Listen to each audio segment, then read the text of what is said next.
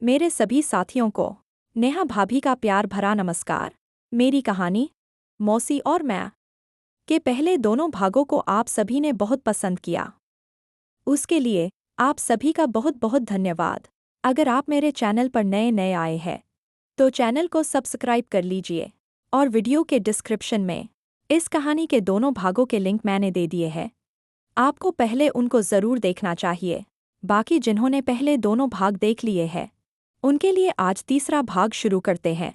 मैंने जो रात को देखा उसके बारे में सोचता सोचता मैं सो गया था। सुबह जब आंख खुली तो सब शांत शांत सा लग रहा था। पापा भी बस ऑफिस के लिए निकल ही गए थे। मम्मी उनको बाहर तक छोड़ने के बाद मेरे लिए नाश्ता लगा रही थी। मौसी भी कहीं दिख नहीं रही थी, शायद अपने कमरे में ही होंगी। मम्मी ने मुझसे कहा, क्या हुआ, सब ठीक? कुछ परेशान सा लग रहा है।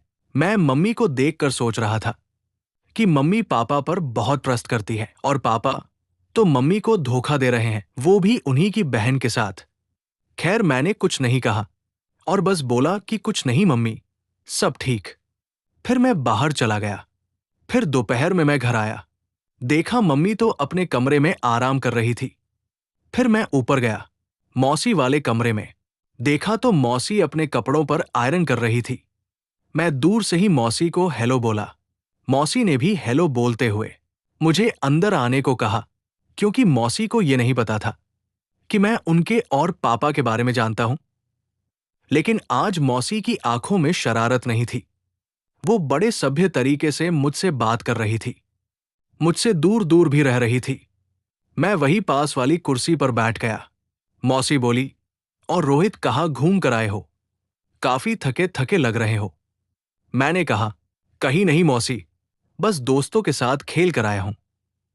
मैंने मौसी से पूछा कि मौसी मैं आपसे कुछ पूछ सकता हूं क्या? मौसी बोली, कुछ डरती हुई, हाँ हाँ पूछो। लेकिन मैंने कहा, रहने दो, और उनके कमरे से बाहर जाने लगा। मौसी ने भागकर मेरा हाथ पकड़ लिया और बोली, क्या बात है रोहित, क्या पूछना चाहते हो? बोलो तो। मैं पीछे मुड़ा और मौसी के गले लग गया। मौसी को जोर से गले लगा लिया। मौसी पहले तो मुझे दूर करने लगी, पर जब मैं दूर नहीं हुआ तो उन्होंने भी मुझे हग कर लिया और फिर बोली, अब कहो क्या पूछना चाहते हो?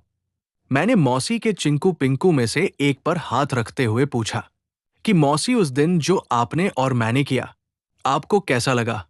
मौसी सुन हो गई, लेकिन फिर भी बोली कि ठीक था, कोई बात नहीं, एक बार हमसे गलती हो गई, तो क्या आगे से हम दोनों ही ध्यान रखेंगे कि ऐसा कुछ न हो। ठीक है, अब मेरी बारी थी चौंकने की। मैंने कहा, आगे से नहीं होगा? ये क्या बोल रही हो आप?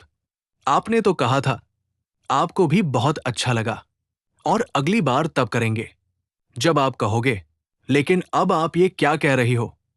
मौसी डर गई और बोली कि रोहित, मैं तुम्हारे साथ ये सब नहीं, ये अब कभी नहीं होगा। ये सब गलत है, हम ये नहीं कर सकते। मैं गुस्से में आ गया।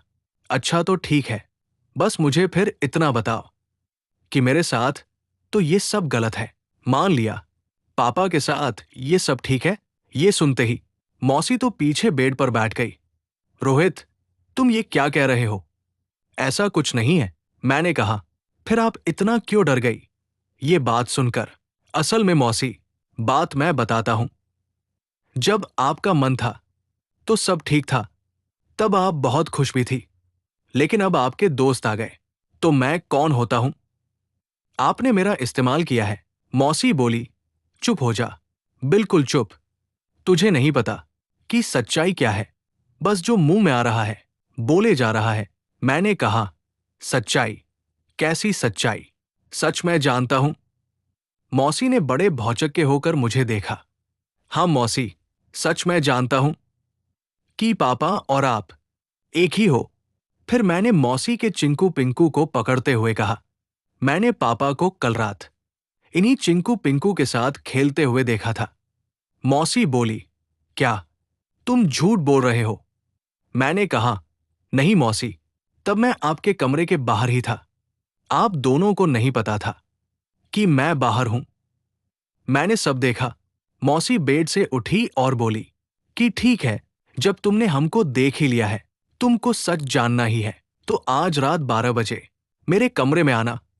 मैं तुमको सारी सच्चाई बताऊंगी, कुछ भी नहीं छिपाऊंगी। फिर उसके बाद तुम जो भी करना चाहो कर लेना, मैं मना नहीं करूंगी। लेकिन अभी तुम जाओ, दीदी आने वाली है, उनको अपने कपड़े चाहिए। दीदी ने तुमको यहां देखा तो प्रॉब्लम खड़ी हो जाएगी। फिर मैं मौसी को देखते हुए उनके कमरे से बाहर चला गया। मेरे जाते ही मम्मी आई। मौसी को देखकर बोली, क्या हुआ कल्पना, तू क्या रो रही थी? मौसी ने कहा, अरे नहीं, ये तो बस ऐसे ही। मम्मी ने कहा, बता, कोई दिक्कत हो तो?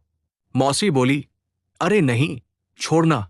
मैं फिर अपने कमरे में चला गया और रात होने का बेसब्री से इंतजार करने लगा। What?